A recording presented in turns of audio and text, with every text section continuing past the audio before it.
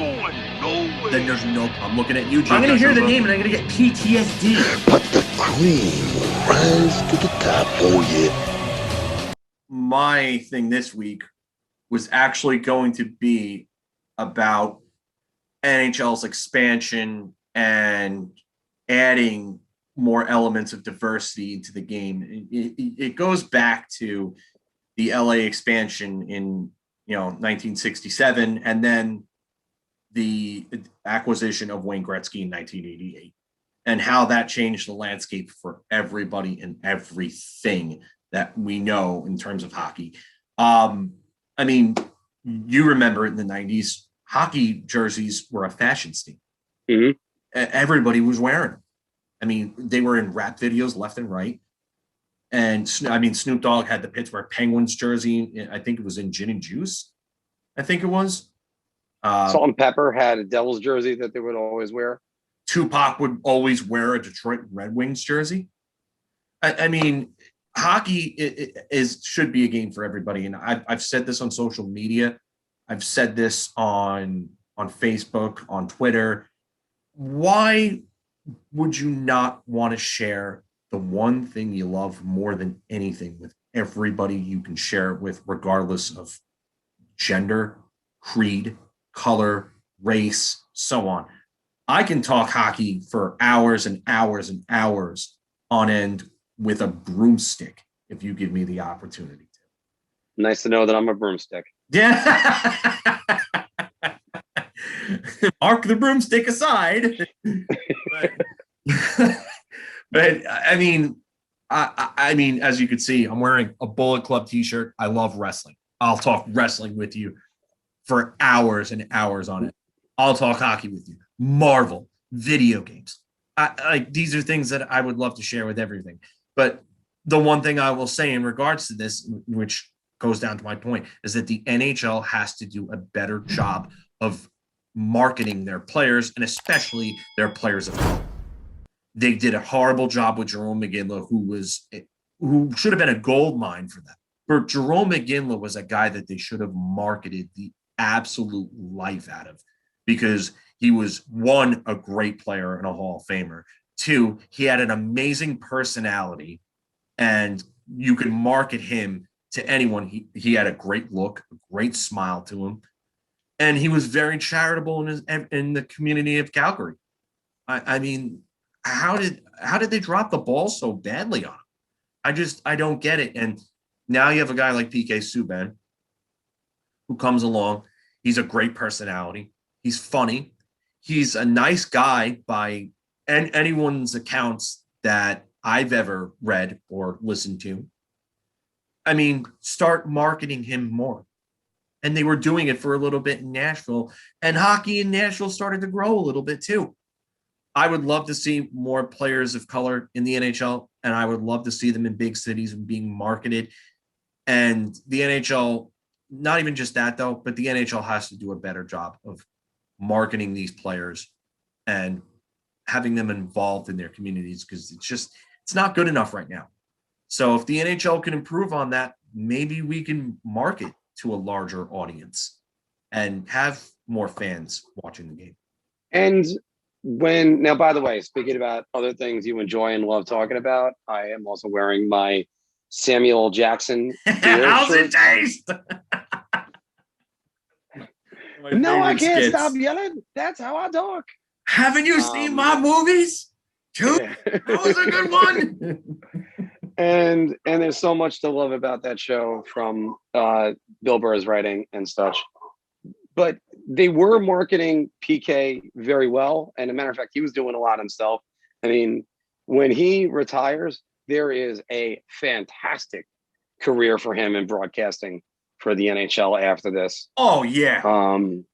Like Anson Carter, I think, is a really good analyst.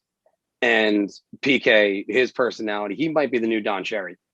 How good he might be at the end of this.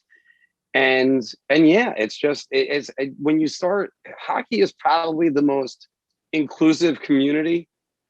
And I know it doesn't have that reputation from the outside, but it is, in my opinion, because once you're in that locker room, nobody gives a crap about anything else about you.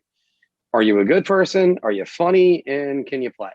That's all we really care about. Yeah. And it's so yeah, like it's so refreshing to have that.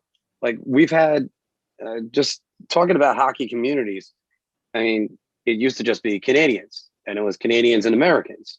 Then it was Canadians, Americans, Russians. Then it was Canadians, Americans, Russians, Swedes. Or the Swedes, the Swedes and the Finns came first, and then the Russians. And now it's just this melting pot of a game that I think it's the most global game, even more than soccer. But that's because I'm also biased. I was gonna say And that's a tough argument to make. it's a tough argument to make, but it's like I said, I'm biased. I can be biased about loving my game. That's okay to be biased about loving my game. It But is. it's yeah, it's and you know what? Just the more new blood you bring to it, the better it becomes. Yeah, I definitely agree with that. And to your point on Anson Carter is incredible. I think honestly he's one of the best analysts out there right now. He does his job, and as someone who's wanted to be a broadcast analyst since he was in his teenage years, Anson Carter does the job the way it's supposed to be done. He doesn't try too hard to be funny. He sticks to the topics. He's got great insight. He's well spoken, and he doesn't veer off on tangents too often. Like Pierre McGuire, like everybody likes to rag on him, but there are times where he just starts going on about players' college careers all too often, and he starts getting away from the matter. Why isn't Anson on these podcasts? Well, one thing I love about Anson is just how he talks. Like, I don't know if there's anybody that's more welcoming in just his voice.